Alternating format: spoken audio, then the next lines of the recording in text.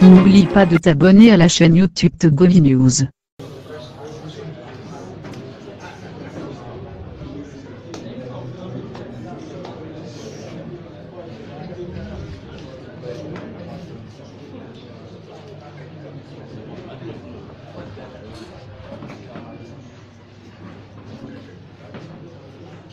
Madame, on peut y aller. Monsieur Guy Matakoma, vous avez la parole. Merci. Conférence de presse de la coalition des 14 partis politiques de l'opposition togolaise. Déclaration liminaire.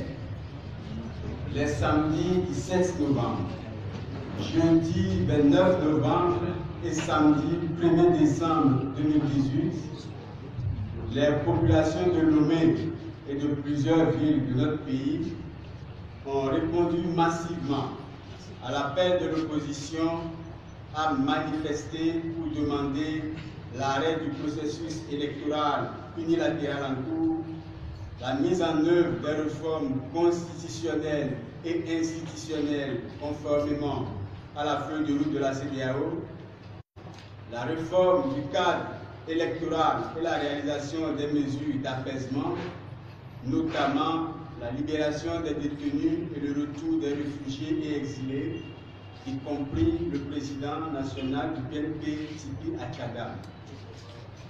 La coalition des partis politiques de l'opposition exprime sa satisfaction pour la grande mobilisation qu'a suscité son appel à manifester les 17, 29 novembre et 1er décembre 2018, ainsi que de son mot d'ordre de Togo mort du mardi 4 décembre 2018. La coalition tient à adresser ses remerciements aux populations du Togo et à tous ceux qui ont contribué à la réussite de cette manifestation. Elle remercie aussi la presse locale et internationale, les organisations des droits de l'homme et les associations de la société civile pour le travail inestimable qu'elles ont accompli durant ces 4 jours. La coalition tient à informer l'opinion nationale et internationale que par courrier daté du 2 décembre 2018, elle a signifié au ministre de l'administration territoriale, de la décentralisation et des collectivités locales qu'elle n'entend plus se plier à l'interdiction de ces manifestations ou l'imposition des itinéraires des dites manifestations.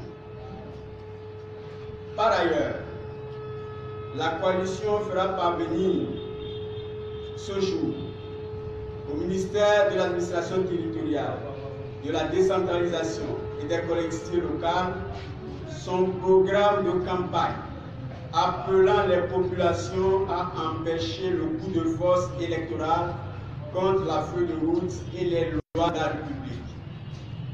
Cette campagne se déroulera suivant le programme suivant. Jeudi 6 et vendredi 7 décembre 2018. Caravane de sensibilisation dans les rues de Lomé et des villes de l'intérieur. Vendredi 7 décembre 2018. Prière musulmane aux intentions du Togo à la mosquée terminale du Sahel à 12h30. Samedi 8, lundi 10, mardi 11, mercredi 12, jeudi 13 et vendredi 14 décembre 2018, marche synchronisée à Lomé et sur toute l'étendue du territoire.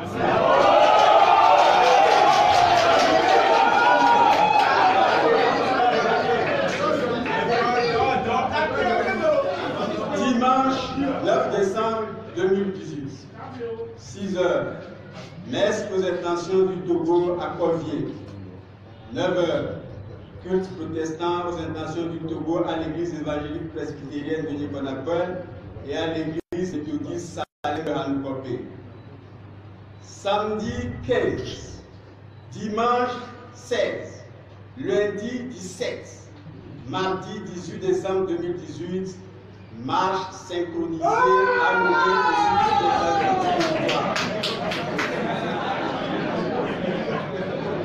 les points de rassemblement.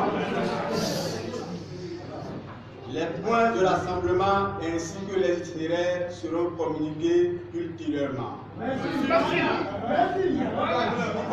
Les élections prévues le 20 décembre constituent un grave danger pour le Togo. Elles ne doivent pas avoir lieu.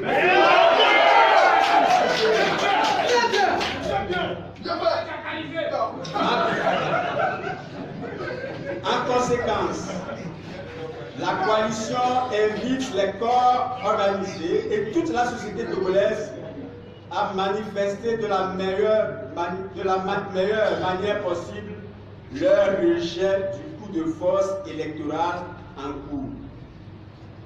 La coalition en appelle encore une fois aux facilitateurs et à la CEDEAO afin qu'ils prennent leurs responsabilités pour éviter aux populations togolaises des violences et massacres que peut engendrer le simulacre d'élection en cours. La lutte populaire est invincible.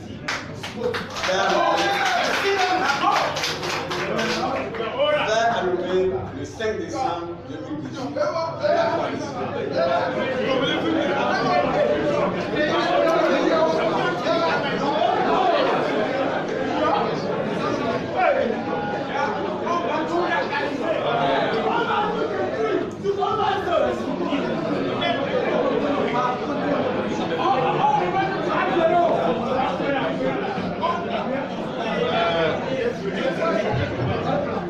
Nous allons, comme à l'accoutumée, prendre des questions.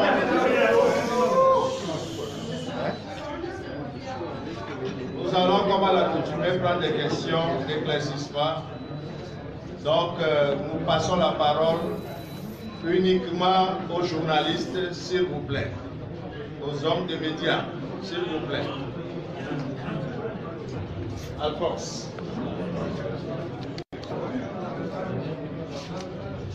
Merci.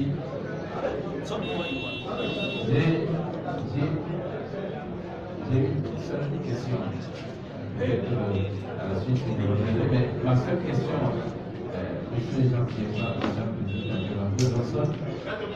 la meilleure manière que ce soit, c'est si vous demandez aux gens de manifester pendant cette période. En tout cas, c'est les mots que j'ai entendus tout à l'heure. Est-ce que la coalition cache dans la meilleure manière que ce soit? J'ajoute quand même une deuxième question qui me vient à l'idée. La dernière sortie du président du PLP, Tipi Achada, dans cette sortie, on a cru dénoter un appel à la désobéissance civile qui n'a pas dit son nom. Est-ce que indirectement la coalition rentre dans la désobéissance civile? Merci, monsieur le chef de la commission. Merci, madame la coordinatrice. Oui, ça c'est oui. Parce que je m'adresse à vous. S'il vous plaît, s'il vous plaît. Nous allons écouter les questions et après nous allons nous mettre en marche pour libérer notre pays. On est d'accord? Oui. Dans le calme, s'il vous plaît.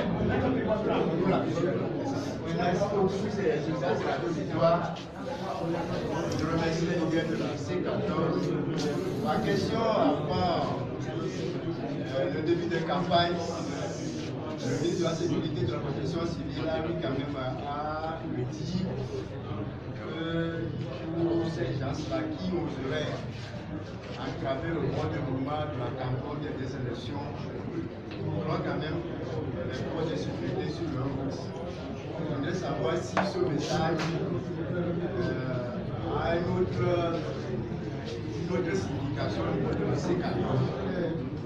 De deux, par rapport au message de Maître Salif Tipi Achada, j'aimerais demander au secrétaire général, Dr Sama, si aujourd'hui leur président est prêt à rentrer au pays et au niveau du PMP, comment il compte quand même mener la lutte. Parce que ça fait longtemps qu'on a fait un serment par rapport à ce qui se passe.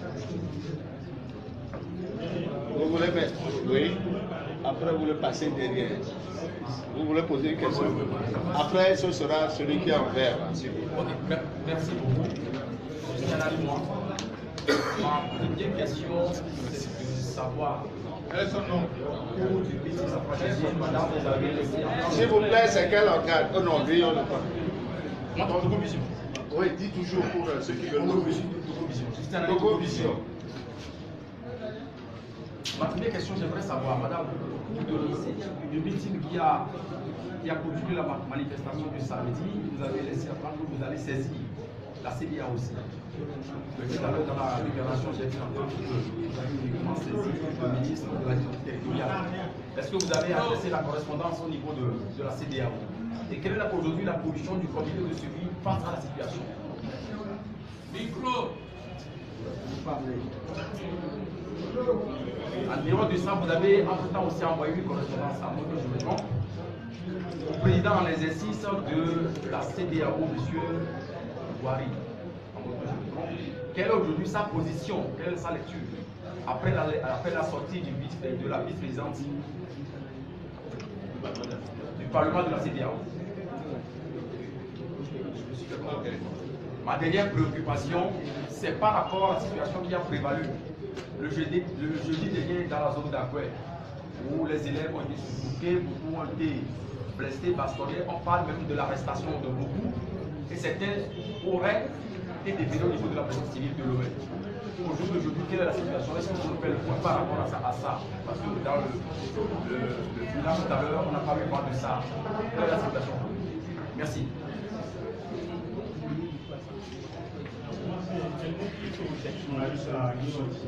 Pardon? Niro TV, d'accord. Alors, ma question, c'est pourquoi parlez-vous de processus électoral unilatéral? Alors qu'on sait que, en plus du parti au pouvoir uni, il y a des partis d'opposition, en plus des indépendants qui sont en liste pour les. Ok. Il y a 4 personnes. Une 5e personne et puis on s'arrête. Ok. Bon, envoyez-moi le micro s'il vous plaît.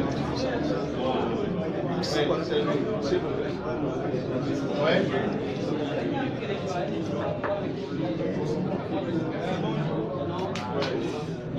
Approchez le micro.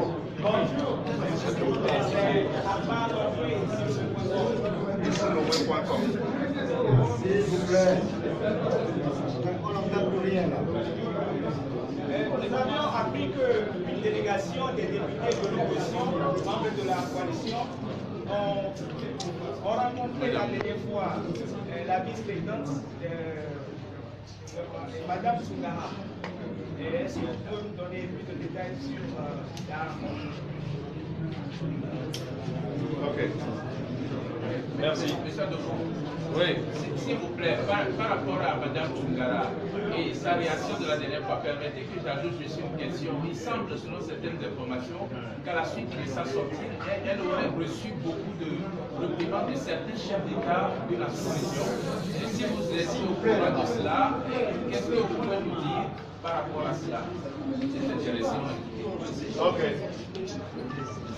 Avant de laisser les responsables répondre aux questions, je vais supplier nos camarades à garder leur calme pour qu'on puisse s'exprimer et permettre à la presse de faire son travail. Madame, Messieurs les présidents, vous avez la parole. Et le micro là est le meilleur. Il faut lui dire ça. C'est le meilleur parce que les autres ne marchent pas. La question la plus facile. Car il y a quelqu'un qui demande pourquoi on parle de processus unilatéral. Le processus, il n'est pas unilatéral parce qu'il y a deux personnes qui participent aux élections, ou bien parce qu'il y a une seule personne qui participe aux élections. le processus est unilatéral parce qu'il est unilatéralement organisé, alors que nous sommes en dialogue et que le dialogue préconise le consensus et que actuellement les élections sont organisées en violation de la feuille de route et en violation des lois de la République. Donc c'est un processus unilatéral parce que le pouvoir, alors qu'il est en dialogue, profite de sa position de pouvoir en place pour imposer la démarche à suivre, alors qu'il ne peut plus, il ne peut pas le faire.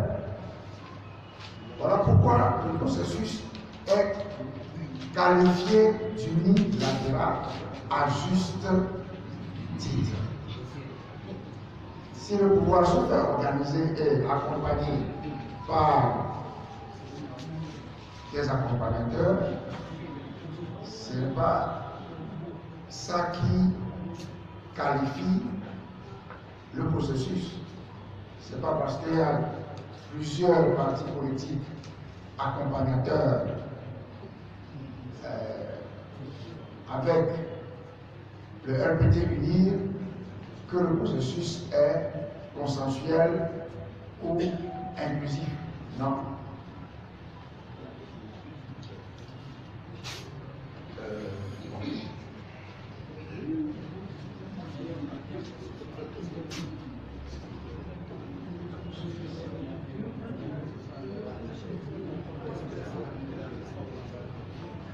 Exprimer de la meilleure manière possible. Exprimer comme un citoyen au mieux des moyens que nous avons à notre disposition.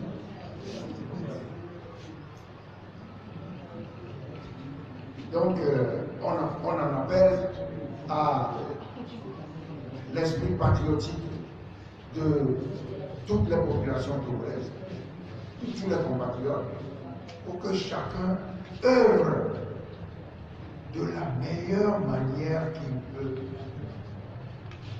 à empêcher ce processus d'aboutir. Parce que, comme ça a été dit, il s'agit d'empêcher des lendemains difficiles, dramatiques à notre pays. Donc, chacun est invité, est appelé à contribuer du mieux qu'il peut. Contribuer du mieux qu'il peut. Merci. Merci, mon président.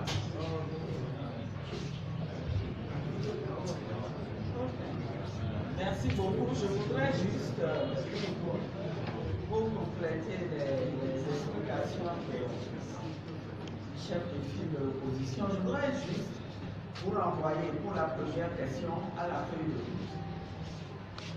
La feuille de route est très claire. Le processus est consensuel par rapport aux deux protagonistes, c'est-à-dire le pouvoir en place et la coalition des 14. À ce jour, je ne sais même pas pourquoi vous posez cette question-là. Ça me semble clair comme de l'eau de l'eau. Vous voyez très bien que tout a été fait pour empêcher la coalition d'être représentée dans la CENI où elle aurait pu participer à la préparation des élections.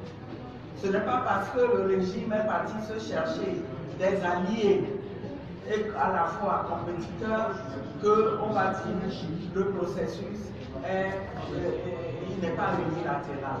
Ou alors vous êtes vraiment de mauvaise foi en posant cette question.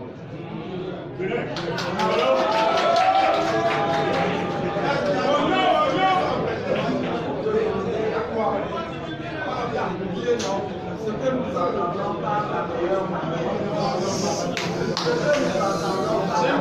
S'il vous plaît. Ça a été expliqué. Je voulais tout simplement ajouter que nous voulons changer ce régime. Nous allons le changer.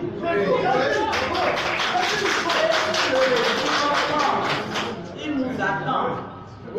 nous attend sur le point, sur le terrain de la violence. Nous n'irons pas sur ce terrain.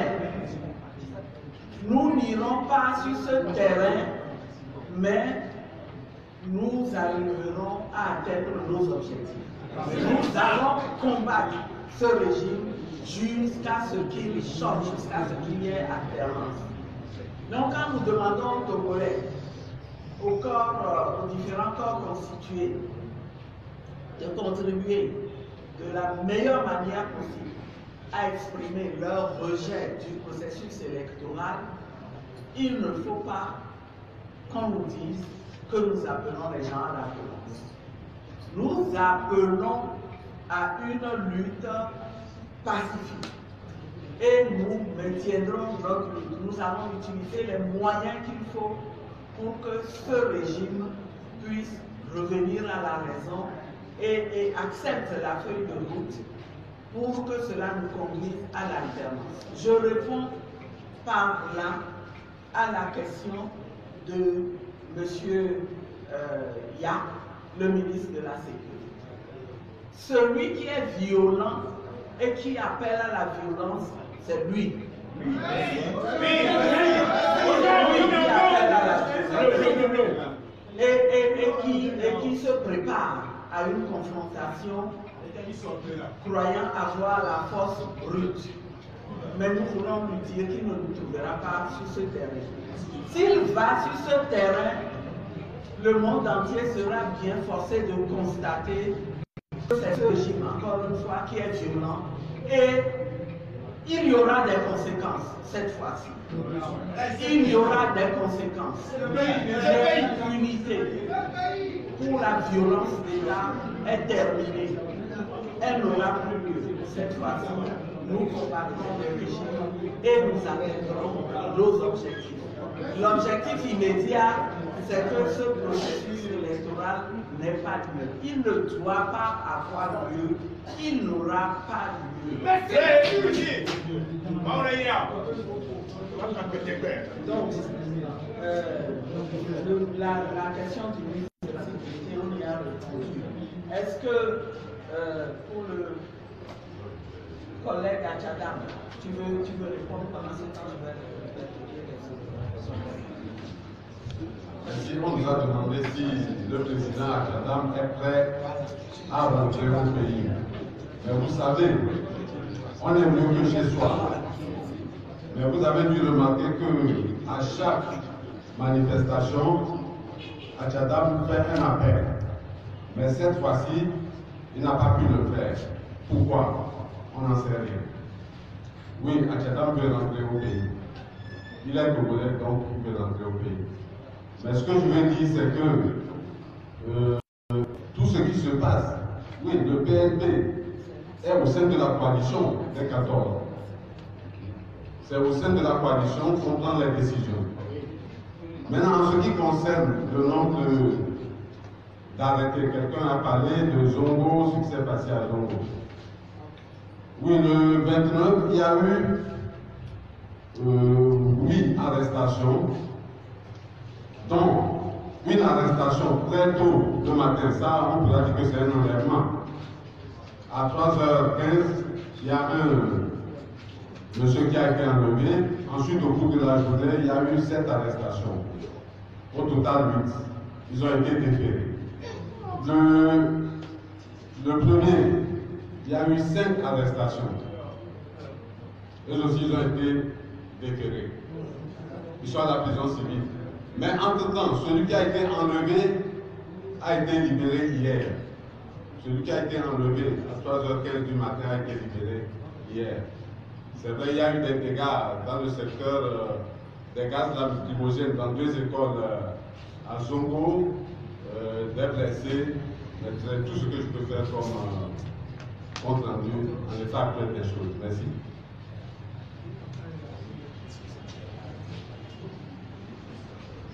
Merci. C'est un message. Si vous croisez M. Yak, dites-lui, s'il vous plaît, que s'il en veut faire peur à des personnes, il peut le faire à ses enfants.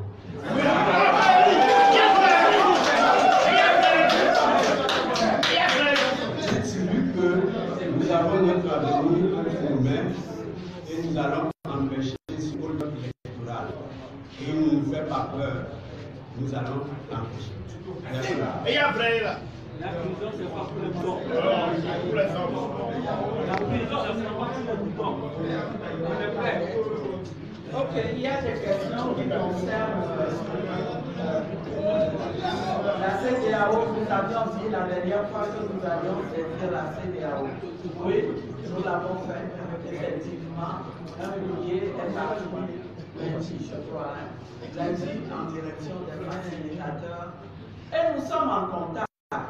Nous leur expliquons que le peuple togolais les attend, que vous les attendez, que vous ne comprenez pas. On sait qu'ils ont leur agenda, mais que vous ne comprenez pas, que jusqu'ici, ils n'interviennent pas au sujet de cette feuille de route qu'ils ont eux-mêmes délivrée.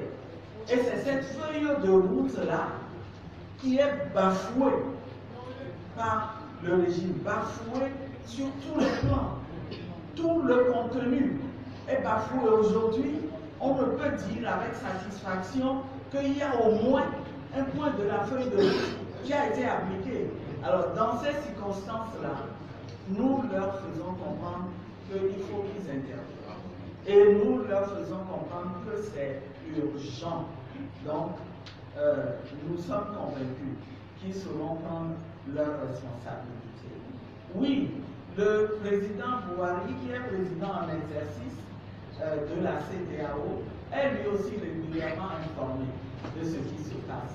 Et je ne crois pas que ce soit parce qu'il n'intervient plus publiquement, il ne prend plus position publiquement, qu'il se désintéresse de la situation du Togo. La preuve, vous apprenez qu'il y a il organise des concertations dans le cadre de cette crise-là. Là aussi, nous osons croire que, en tant que président en exercice de la CEDEAO, il n'acceptera pas de prendre la responsabilité d'un chaos éventuel au Togo, alors que la CEDEAO est censée encadrer un processus de sortie de crise. Ce serait un échec cuisant de la CEDEAO et ce serait un discrédit total qui conduirait même à la disparition de cette institution. Je pense qu'ils en sont conscients et ils vont intervenir en temps utile. Je vais laisser le collègue Agbo répondre à la question sur le Parlement. De la CEDEAO. Bien, vous avez demandé à savoir ce que nous pensons de la déclaration de la vice-présidente.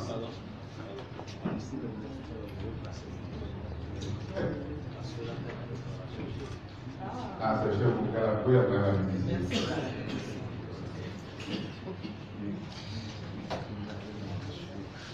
Donc, le Parlement de la CEDEAO, le Togo est représenté par 5 députés, dont 3 du parti fini RPT et 2 de l'opposition. Je ne sais pas si ça vaut la peine de donner leur nom.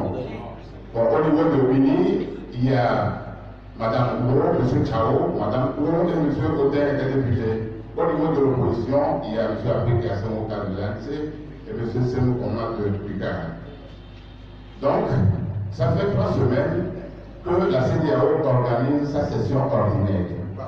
Le Parlement de la CEDEAO organise sa session ordinaire. Et même pas sans savoir que depuis un certain temps, juste après le 20 août, le président de l'Assemblée refuse aux députés togolais de participer aux missions statutaires, à des missions statutaires. Et à l'occasion, il a encore refusé aux députés de participer à cette session ordinaire de la CEDEAO. Et puisque c'est la CEDEAO elle-même qui prend en charge les députés, eh bien, nos deux collègues ont décidé de participer à cette session et ils se sont rendus à Abuja. Au cours de cette session, le président de la commission fait le rapport global de tous les pays de la CEDEAO. Et la responsabilité revient à chaque président de commission de présenter en commission des rapports sur ces pays.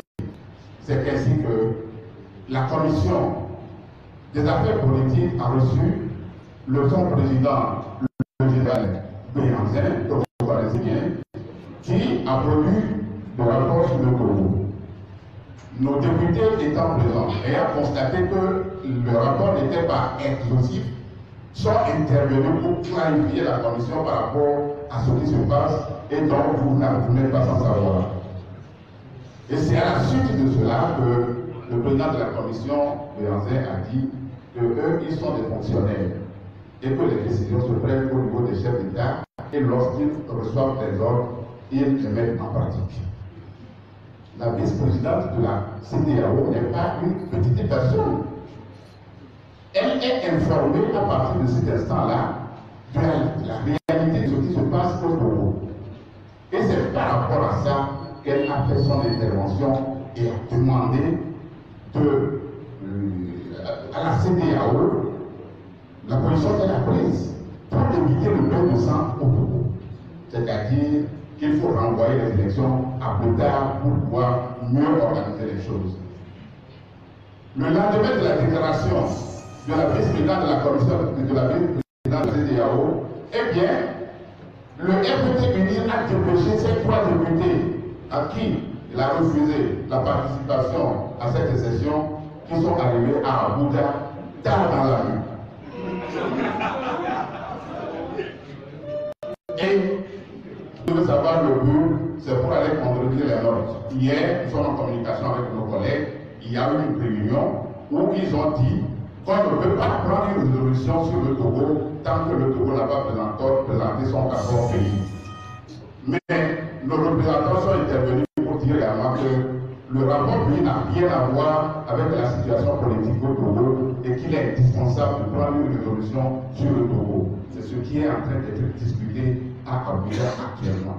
Voilà, Madame la Présidente, la coordinatrice, la situation par rapport à la déclaration de la vice-présidente de la CEDEAO. Du Parlement de la CEDEAO. Du Parlement de la CEDEAO.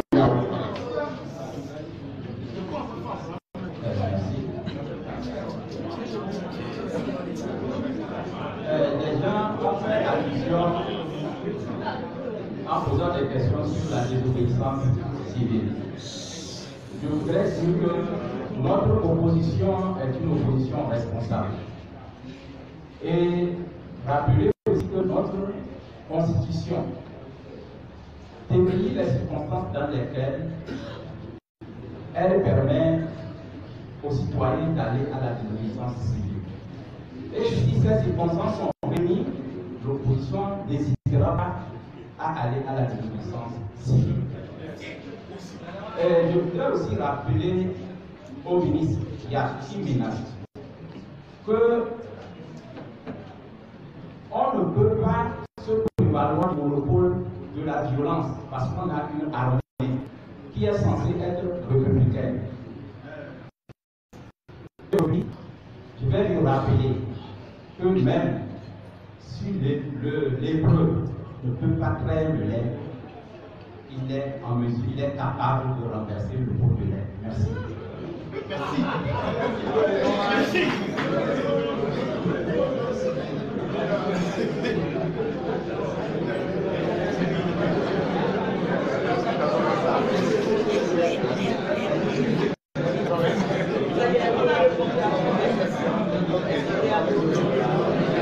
Je crois que tout le monde est étudié, on peut partir, non?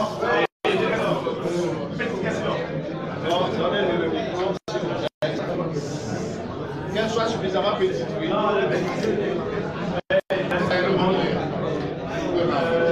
question est celle-ci. Vu la situation, je veux savoir si la CEDEAO envoie des observateurs électoraux. Merci.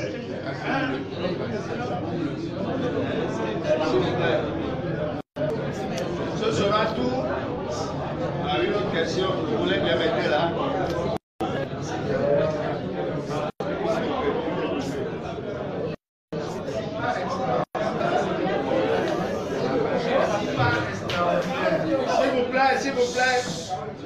pas extraordinaire. Le gouvernement s'oppose à votre programme de campagne. S'oppose à votre programme de campagne. Quel sera votre attitude? Merci beaucoup. Le gouvernement ne peut pas s'opposer à notre programme. D'ailleurs, c'est quelque chose que nous avons déjà expliqué. Nous sommes en campagne, ils ont ouvert une campagne et nous avons tous le droit d'y participer. Et les conditions qui réglementent l'exercice de ce droit, eh bien, c'est juste quand vous êtes, comment dirais-je, vous êtes d'une manière ou d'une autre concerné, que vous voulez faire campagne, vous informer. Et donc, nous pouvons vous dire, nous l'avons dit dans la déclaration liminaire, que ce programme-là que nous vous avons présenté, il va être transmis aujourd'hui même au ministre de l'administration territoriale. Voilà. Donc, nous sommes dans notre bon droit, nous sommes dans l'égalité et nous le voyons vraiment pas. Pour quelle raison, sous quel prétexte, vous refuserez le droit d'exécuter ce programme de campagne? C'est parce que vous n'êtes pas partie prenante à l'élection, donc il faut vous contester. En démocratie, quand vous n'êtes pas partie prenante, vous êtes tout de même concerné et vous avez le droit de faire campagne dans le sens où vous voulez. Voilà. Merci beaucoup. Est-ce que vous connaissez dans le code électoral ou la Constitution une disposition qui empêche de saisir la période de campagne pour exprimer ses idées? Non, il n'y en a pas. Ça veut dire que toute disposition qui tendrait à nous empêcher de nous exprimer serait de l'arbitraire. Et les autorités qui prendraient cette disposition seront responsables de la signification qu'elles créeront. Alors donc, soyez attentifs à ce qui va se passer.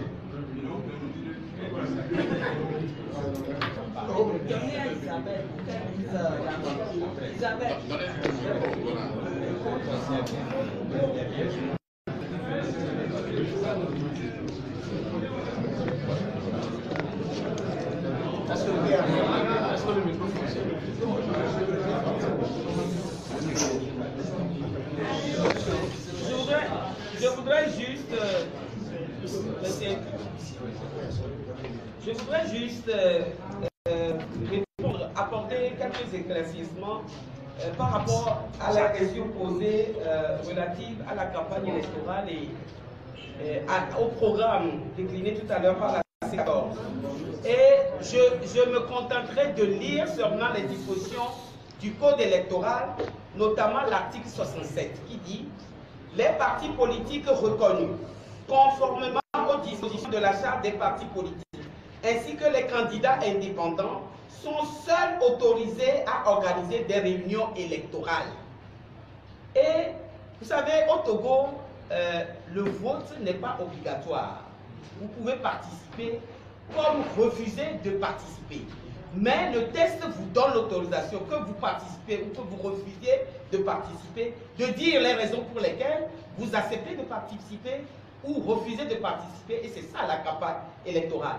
Donc le texte dit que les partis légalement constitués et les 14 partis politiques qui composent la C14 sont légalement constitués, disposent de leur récépissé délivré par les autorités compétentes du ministère de l'administration territoriale et des collectivités locales, et à ce titre, ils ont le droit, ces partis-là, de participer à la campagne, même s'ils décident de ne pas participer au vote et d'empêcher des élections frauduleuses et unilatérales qui sont en train d'être organisées.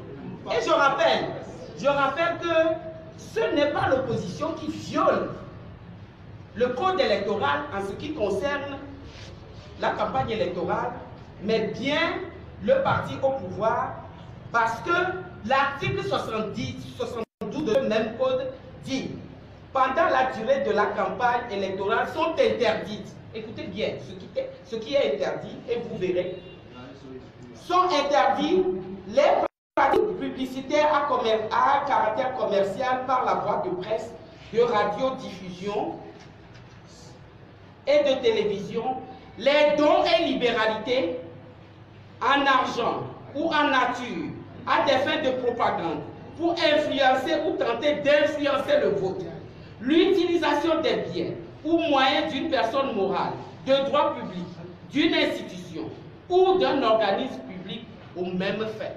Voilà ce qui est interdit par le code électoral pendant la campagne électorale.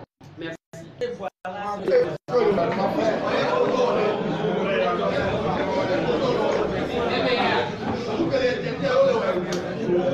je voulais vous rappeler que la loi qu'on connaît sur le n'intervient plus quand on est en campagne électorale. Donc nous aujourd'hui, on rend service même, donc nous communiquons juste un programme et je pense que je vais en profiter pour lancer un appel à que ce soit de ne pas tenter de violer la loi. Parce qu'on ne va pas se plier à l'abus, à l'arbitraire. Donc, j'en appelle, c'est-à-dire que c'est très important pour une fois de respecter la loi. Nous, on va respecter cette loi-là. Et je veux vous assurer aussi qu'en campagne électorale, il n'y a pas que les candidats qui doivent venir présenter leur programme. Les populations aussi peuvent leur demander de prendre en compte un certain nombre de choses et nous prions les populations de participer en rejetant fermement ce hold-up électoral. Merci. Merci. Merci, donc, professeur. Il y a une question. Vous pouvez nous rappeler là? Je demande la CEDEAO à votre connaissance en voie des observateurs électoraux.